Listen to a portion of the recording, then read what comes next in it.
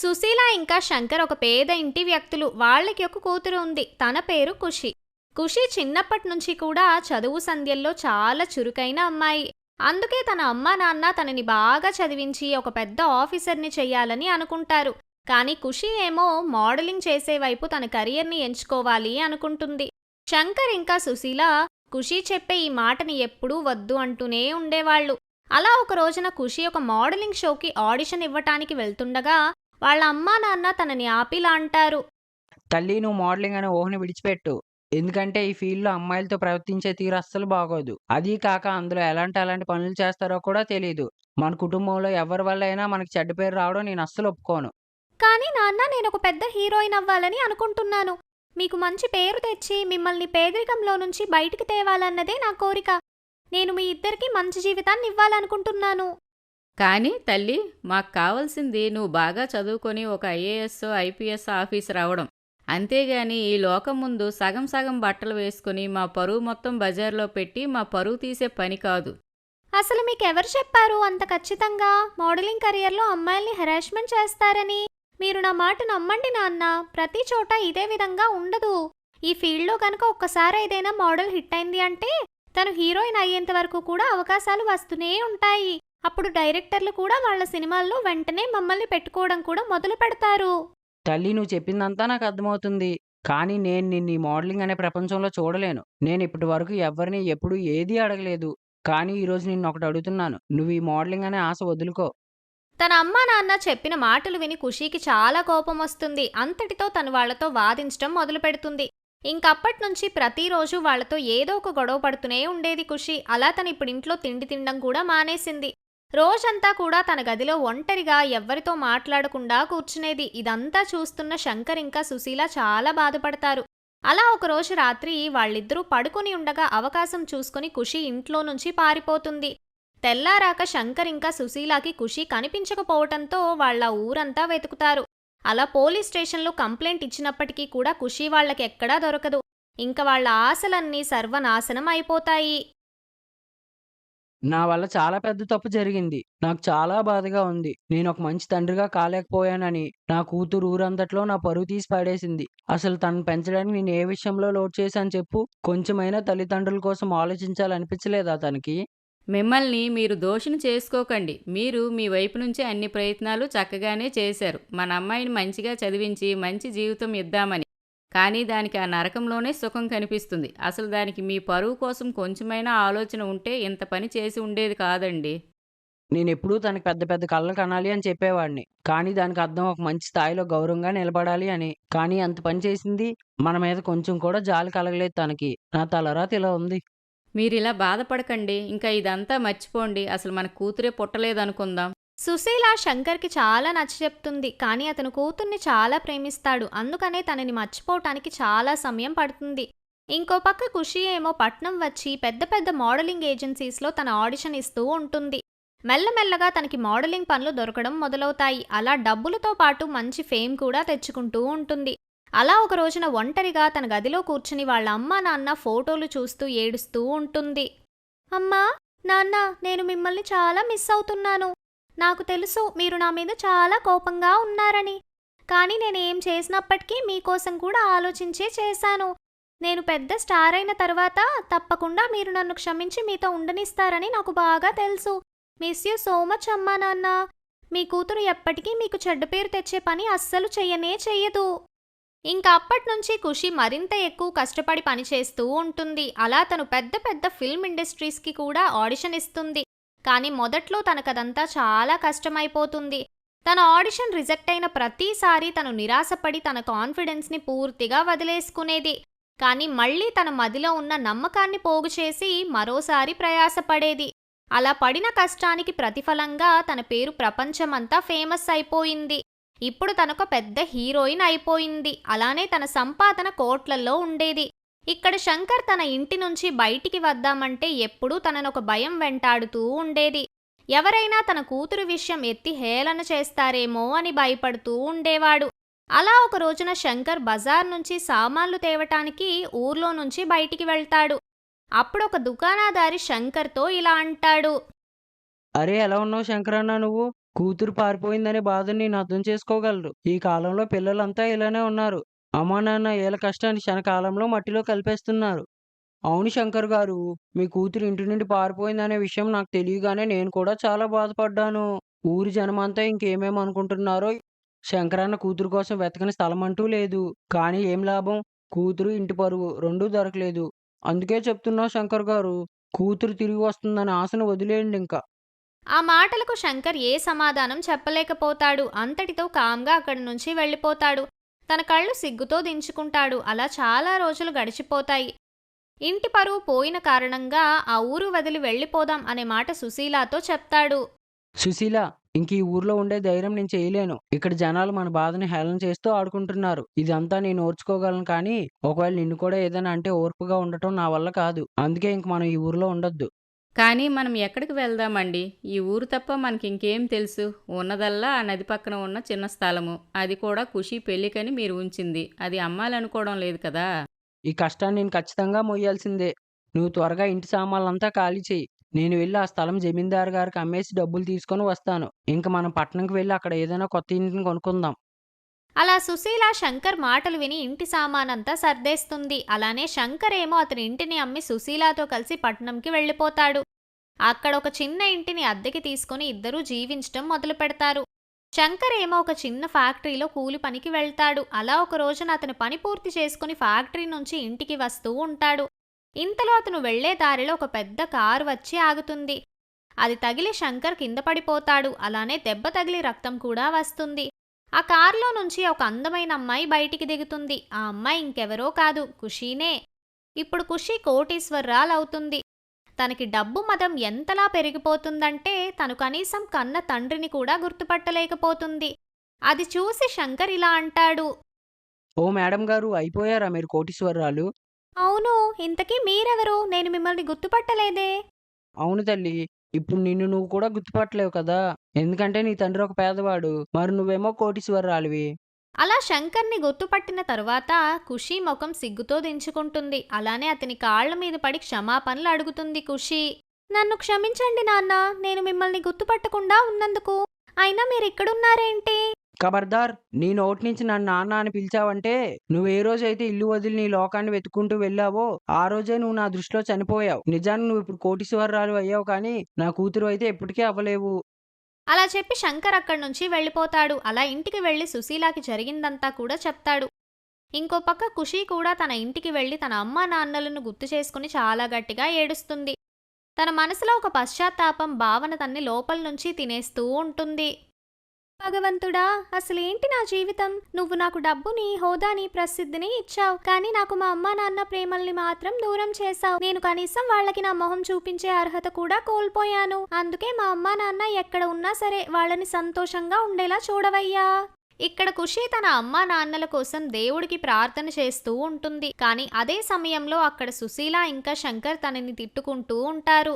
ఆ మనిషికి కొంచెమైనా సిగ్గులేదు. తన నాన్న కాళ్ళ మీద పడకుండా కనీసం కన్న తండ్రిని గుర్తు కూడా పట్టకుండా మాట్లాడిందా? ఇలాంటి పిల్లల్ని భగవంతుడు ఇంకా ఎవ్వరికీ ఇవ్వకూడదండి. చిచ్చి! నేను జీవితంలో డబ్బులు సంపాదించడం కన్నా ఎక్కువ ఎప్పుడూ పరువు సంపాదించాలి అనుకునేవాణ్ణి. కానీ అదే పరువు ఈ నష్టజాతకురాలు మట్టిలో కలిపేసింది. అది నా కూతురు అని ఎలా అనగలను నేను?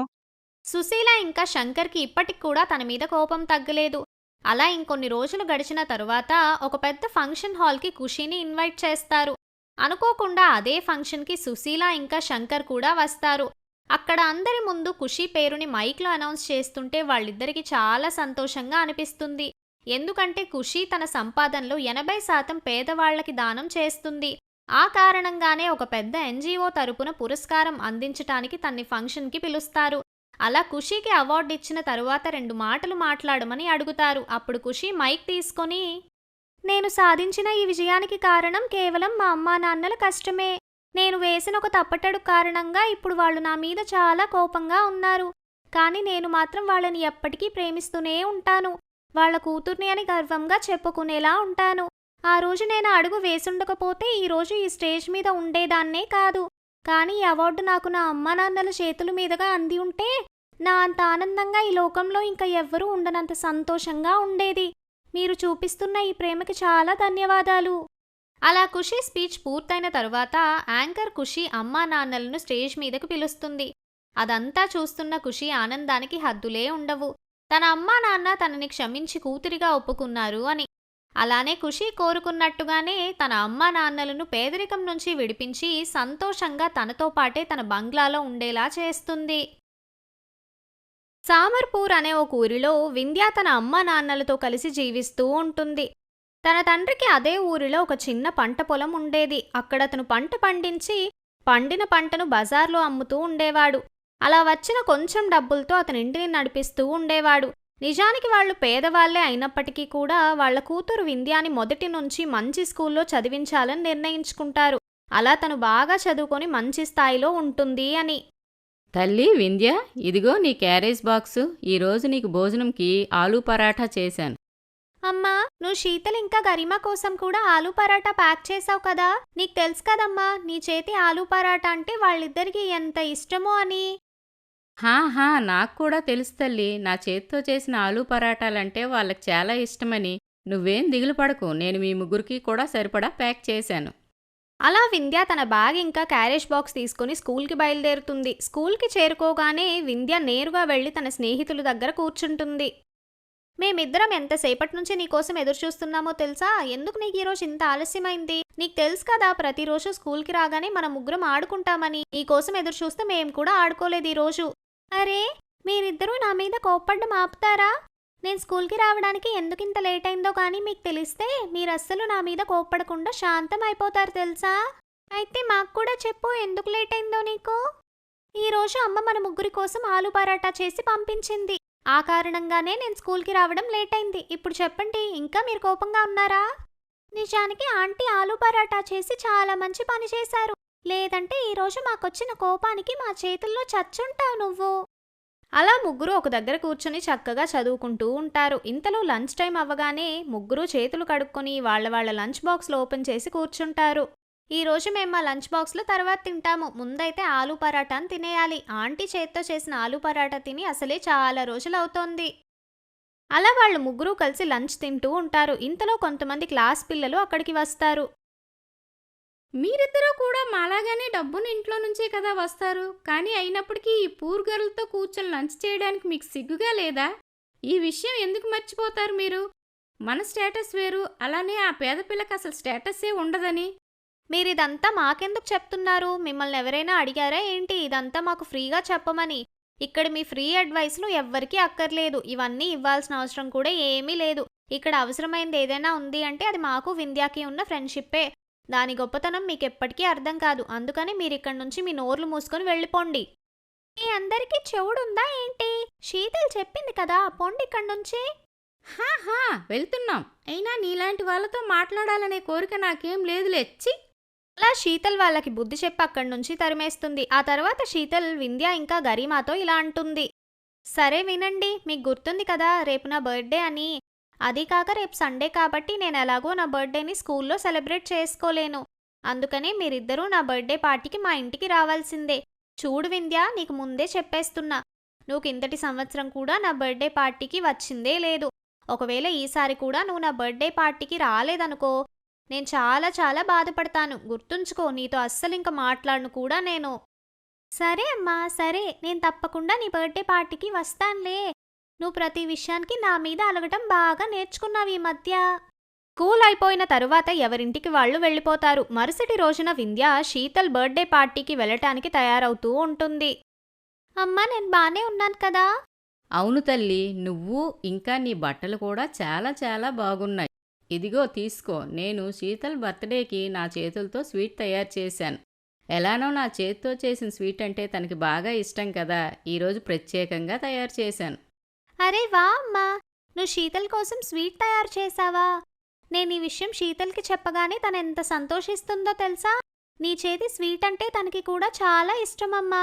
సరే అమ్మా, ఇంక నేను బర్త్డే పార్టీకి వెళ్ళి వస్తాను. అలా వింధ్య శీతల్ కోసం ఒక డబ్బా నిండుగా స్వీట్స్ని ప్యాక్ చేసి తీసుకొని వెళ్తుంది. అక్కడికి వెళ్ళేసరికి అక్కడ చాలామంది చుట్టాలు మంచి మంచి బట్టలు వేసుకొని ఉంటారు. అలానే శీతల్ కోసం పెద్ద పెద్ద గిఫ్ట్లు తెస్తారు. వింధ్య వాళ్ళందరి బట్టలు చూసిన తరువాత ఒక్కసారిగా తన్ని తను చూసుకోవటం మొదలు పెడుతుంది. ఇక్కడికందరూ చాలా మంచి మంచి బట్టలు వేసుకొని వచ్చారు. ఒకవేళ ఇక్కడ ఎవరికైనా నేను శీతల్ ఫ్రెండ్ని అనే విషయం తెలిసిందంటే అనవసరంగా నా వల్ల శీతల్కి అవమానం కలుగుతుంది.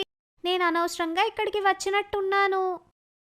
అరే వింధ్య, నేనెంతసేపటి నుంచి నీకోసం ఎదురు చూస్తున్నానో తెలుసా?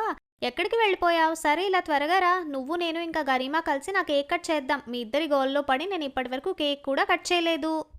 అరే తల్లి శీతల్, అసలు ఏం మాట్లాడుతున్నావు నువ్వు? బర్త్డే కేక్ అంటే బర్త్డే చేసుకునే వాళ్ళే కట్ చేయాలి. ఇందులో వింధ్య నీతో కలిసి కట్ చేయాల్సిన అవసరం లేదు. ఒకవేళ నీకు కావాలి అంటే గరిమాతో కలిసి కేక్ కట్ చేయి, సరేనా? కానీ మమ్మీ, నేను గరీమాతో కలిసి కేక్ కట్ చేయొచ్చు అంటే మరి వింధ్యాతో కలిసి ఎందుకు కట్ చేయకూడదు? నాకు నువ్వు చెప్పే మాటలు ఏం అర్థం అవ్వట్లేదు మమ్మీ. నేను నా కేక్ వాళ్ళిద్దరితో కలిసే కట్ చేస్తానంతే. నువ్వు రా వింధ్య. శీతల్ అలా మారం చేసి వింధ్య ఇంకా గరీమాతో కలిసి కేక్ని కట్ చేస్తుంది. కానీ వింధ్య పేద అమ్మాయి అవ్వటంతో శీతల్ ఇంకా గరీమా అమ్మా నాన్నలకు వింధ్య అలా అక్కడికి రావటం ఇష్టమే లేదు. వాళ్ళ కూతురు వింధ్యాతో స్నేహం చేయడం కూడా అస్సలు నచ్చదు వాళ్ళకి. అలా అక్కడ కేక్ కట్ చేయడం పూర్తయిన తరువాత శీతల్ ఇంకా గరీమా అమ్మలు వాళ్ళని గదిలోకి తీసుకొని వెళ్తారు. శీతల్, తనతో కలిసి నిన్ను కేక్ కట్ చేయొద్దని చెప్పాను కదా, అయినా సరే నువ్వు నా మాట వినలేదు. అరే మీరే కాదు, నేను కూడా ఎన్నిసార్లు ఈ గరీమాకి చెప్పాను ఆ వింధ్యతో కలిసి ఉండొద్దు అని. కానీ నాకు అసలు అర్థం కావడం లేదు, ఆ పేద పిల్లలో వీళ్ళకి అంతలా ఏం కనపడిందో అని. ఎక్కడికి వెళ్ళినా తన్ని తోకలా తిప్పుకుంటారు. ఒకవేళ మీకు ఫ్రెండ్షిప్ చేయాలి అనిపిస్తే మన స్టేటస్కి తగ్గ వాళ్ళతో చెయ్యొచ్చు కదా. అలాంటి పేదవాళ్ళకి మనలాంటి డబ్బున్న వాళ్ళతో ఎప్పటికీ స్నేహం కుదరదు. జ్యోతి ఆంటీ ఏం చెప్పారో విన్నావు కదా శీతల్. ఈ రోజు నుంచి నేను మిమ్మల్ని ఆ వింధ్యతో పాటు అస్సలు చూడకూడదు. ఒకవేళ నువ్వు స్కూల్లో అయినా తనతో ఉంటున్నావనే విషయం నాకు తెలిసింది అంటే నేను నిన్ను స్కూల్ చేంజ్ చేసేస్తాను. కానీ మమ్మీ, ఇందులో అసలు ఏముంది? ఫ్రెండ్షిప్లో పేద ధనిక అని ఏమీ చూడరు. అయినా నాకు అర్థం అవ్వట్లేదు, పేద ధనిక అనే ఇంత భేదభావాలు ఎందుకు ఉన్నాయి? వింధ్య మాకు చాలా మంచి స్నేహితురాలు. తను లేకుండా మేము ఉండలేము. వింధ్య కేక్ కట్ చేసిన తరువాత శీతల్కి తన గిఫ్ట్ ఇవ్వటం మర్చిపోయింది. అందుకనే తనకు ఆ గిఫ్ట్ ఇవ్వటానికి తన గదిలోకి వెళ్తుంది. కానీ ఎప్పుడైతే తన ఈ మాటలన్నీ వింటుందో తన చేతిలో ఉన్న స్వీట్ డబ్బా కింద పడిపోతుంది. ఆ శబ్దం విని అందరి ధ్యాస అటు మళ్ళుతుంది. అరే వింధ్య, నువ్వెప్పుడు వచ్చావిక్కడికి? ఇప్పుడే. ఇదిగో ఈ గిఫ్ట్ నీకు ఇవ్వడం మర్చిపోయాను. అమ్మ నీకోసం స్వీట్ చేసి పంపించింది. అదే నీకు ఇద్దామని వచ్చాను. నేను దీన్ని బయట టేబుల్ మీద పెడతాను. నాకింటికి ఆలస్యం అవుతుంది. నేనింక బయలుదేరుతాను.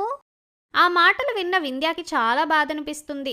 అందుకే తన స్వీట్ డబ్బాని టేబుల్ మీద పెట్టి వెంటనే వాళ్ళ ఇంటికి వెళ్ళిపోతుంది. వెళ్లే దారంతా కూడా ఏడుస్తూనే ఉంటుంది. స్కూల్లో తనకి ఈ సంవత్సరం పూర్తయిపోయింది. అందుకనే తను వాళ్ళ నాన్నతో చెప్పి ఆ స్కూల్ మార్పించమని అడుగుతుంది. ఎందుకంటే తనకి బాగా తెలుసు శీతల్ ఇంకా గరీమా తనని ఎప్పుడూ విడిచిపెట్టరు అని. కానీ వాళ్ళు ఇలానే చేశారంటే వాళ్ళని వాళ్ళ అమ్మా నాన్న స్కూల్ మార్పించేస్తారు అని. అలా జరగడం వింధ్యాకి ఇష్టముండదు. అందుకనే తను వాళ్ళ నాన్నతో చెప్పి స్వయంగా స్కూల్ మార్పించేసుకుంటుంది. అలా స్కూల్ మారిన తరువాత వింధ్య ఎప్పుడూ వాళ్ళ ఇంటికి వెళ్ళదు. అలానే వాళ్ళ ఇంటి వాళ్ళు కూడా ఎప్పుడూ వింధ్యాని కలవటానికి కానీ తన ఇంటికి వెళ్ళటానికి కానీ ఒప్పుకోరు. ఈ విధంగా కొంతకాలం గడుస్తుంది. అలా వాళ్ళు ముగ్గురు ఇప్పుడు పెరిగి పెద్దవాళ్ళు అవుతారు. ఒక రోజున గరీమా ఇంకా శీతల్ షాపింగ్ మాల్ నుంచి బయటికి వస్తూ ఉంటారు. ఇంతలో స్పీడ్గా వస్తున్న ఒక బండిని గుద్దుకొని పెద్ద యాక్సిడెంట్ అవుతుంది. ఆ సమయంలో వింధ్య కూడా అదే దారిలో వెళ్తూ ఉంటుంది. అలా వాళ్ళిద్దరినీ రోడ్డు మీద చూసిన వింధ్య వెంటనే వాళ్ళని తీసుకుని దగ్గరలో ఉన్న హాస్పిటల్కి వెళ్తుంది. చూడండి, వాళ్ళిద్దరికీ చాలా రక్తం పోయింది. అందుకని వాళ్ళకి అర్జెంటుగా బ్లడ్ కావాలి. కానీ వాళ్ళిద్దరి బ్లడ్ గ్రూప్ వేరువేరుగా ఉన్నాయి. అందుకని వాళ్ళిద్దరి కోసం వేరువేరు డోనర్ని వెతకాలి ఇప్పుడు. లేదా ఎవరిదైనా బ్లడ్ గ్రూప్ ఓ పాజిటివ్ అయితే వాళ్ళిద్దరికీ బ్లడ్ని ఇవ్వచ్చు. డాక్టర్ గారు, నా బ్లడ్ గ్రూప్ కూడా ఓ పాజిటివే, కాబట్టి నేను వాళ్ళకి బ్లడ్ ఇవ్వగలను. డాక్టర్ గారు, వాళ్ళిద్దరి కోసం కేవలం మనం బ్లడ్ మాత్రమే కాదు, అందులో ఒక అమ్మాయికి లివర్ కూడా డొనేట్ చేసేవాళ్ళు కావాలి. ఎందుకంటే ఈ యాక్సిడెంట్లో ఒక అమ్మాయికి లివర్ కూడా బాగా డ్యామేజ్ అయింది. Oh my God! ఒక పని చేయండి, మీరు మాతో పాటు లోపలికి త్వరగా రండి. సిస్టర్, మీరు వెళ్ళి వీళ్ళిద్దరి పేరెంట్స్కి త్వరగా ఇన్ఫార్మ్ చేయండి. అలా చెప్పి డాక్టర్ వింధ్యాని లోపలికి తీసుకుని వెళ్తాడు. ఇంతలో కాసేపటికి వాళ్ళిద్దరి ఇంటి వాళ్ళు అక్కడికి వస్తారు. డాక్టర్ గారు, మా అమ్మాయికి బాగానే ఉంది కదా, వాళ్ళకేమీ అవ్వలేదు కదా? డాక్టర్ గారు, మా గరీమా ఎలా ఉంది? చూడండి, ఇప్పుడు వాళ్ళిద్దరూ కూడా బాగున్నారు. కానీ ఈ విషయంకై మీరేమైనా థ్యాంక్స్ చెప్పాలనుకుంటే వెళ్ళి ఆ అమ్మాయికి చెప్పండి. ఎందుకంటే ఆ అమ్మాయే తన బ్లడ్‌ని డొనేట్ చేసింది. అలానే మీ అమ్మాయి శీతల్‌కి కూడా తనే లివర్‌ని డొనేట్ చేసింది. అంటే మీ ఇద్దరు అమ్మాయిలు ఇప్పుడు ప్రాణాలతో ఉండటం చాలా కష్టమయ్యేది. అలా ఎప్పుడైతే వాళ్ళు వింధ్యాని చూస్తారో ఒక్కసారిగా వాళ్ళకి గుండె ఆగినంత పనవుతుంది. ఏ అమ్మాయినైతే వాళ్ళు ఇప్పటి వరకు చాలా అసహ్యించుకున్నారో ఇప్పుడు అదే వింధ్య వాళ్ళ ఇద్దరి కూతుళ్ళకి అంటే తన ఇద్దరు స్నేహితురాళ్ళకి ప్రాణం పోసింది. అది చూసిన వాళ్ళిద్దరూ చాలా సిగ్గుపడతారు. నువ్వు ఆ అమ్మాయివే కదా వింధ్య. ఒకప్పుడు మేము నిన్ను ఇంట్లోకి కూడా రానివ్వలేదు. మాకు తెలుసు ఆ రోజు నువ్వు మా మాటలన్నీ విన్నావని. అందుకే స్కూల్కి వెళ్ళడం కూడా మానేసావని. కేవలం మా కారణంగానే మీరు విడిపోయారు. కానీ అప్పట్నుంచి నువ్వు కూడా నీ స్నేహాన్ని ఏమాత్రం కూడా మర్చిపోలేదు. నువ్వు ఇన్ని సంవత్సరాల తర్వాత కూడా నీ స్నేహాన్ని నిలబెట్టుకున్నావు. నన్ను క్షమించు తల్లి వింధ్య. నేను మీకు చాలా బాధను మిగిల్చాను. హా వింధ్య, నేను కూడా నిన్ను క్షమాపణలు అడుగుతున్నాను. ఈరోజు నువ్వు గనుక లేవు అంటే మా ఇద్దరు అమ్మాయిలు మాకు ఉండేవారు కాదు. నీ మంచి స్నేహమే ఈరోజు వాళ్ళిద్దరి ప్రాణాలు కాపాడింది. నన్ను క్షమించు తల్లి, మేము నీకు చేసిన ద్రోహానికి. మరేం పర్వాలేదు ఆంటీ గారు, మీరు నాకు సారీ చెప్పకండి. నాకు మీ మీద ఏ కోపం లేదు. మీరు కేవలం మీ పిల్లల మంచి కోరారంతే. నేను మనిషిగా వాళ్ళకి దూరం అయ్యాను, కానీ నా మనసెప్పుడు వాళ్ళని అంతే ప్రేమిస్తూ ఉంటుంది. ఎలా అయితే నేను నా చిన్నప్పుడు వాళ్లతో ఉండేదాన్నో అలా. ఇన్ని సంవత్సరాలు గడిచినప్పటికీ కూడా నాకు వాళ్ళ మీద ఉన్న ప్రేమ ఏమాత్రం తగ్గలేదు ఆంటీ గారు. అలా కొంతసేపటి తరువాత వాళ్ళిద్దరికీ మెలకువ వచ్చిన తరువాత వాళ్ళు వింధ్యాని నేరుగా చూసి చాలా సంతోషిస్తారు. తనే వాళ్ళ ప్రాణాలు కాపాడిందనే విషయం తెలిసిన తరువాత వాళ్ళిద్దరికీ కళ్ళల్లో నీళ్లు ఆగవు. అంతటితో వింధ్యాని గట్టిగా కౌగిలించుకుంటారు. ఆ తర్వాత నుంచి మళ్ళీ వాళ్ళు చిన్నప్పటి స్నేహితుల్లా అయిపోతారు. ఇంకిప్పుడు వాళ్ళని ఎవ్వరూ విడగొట్టలేరు.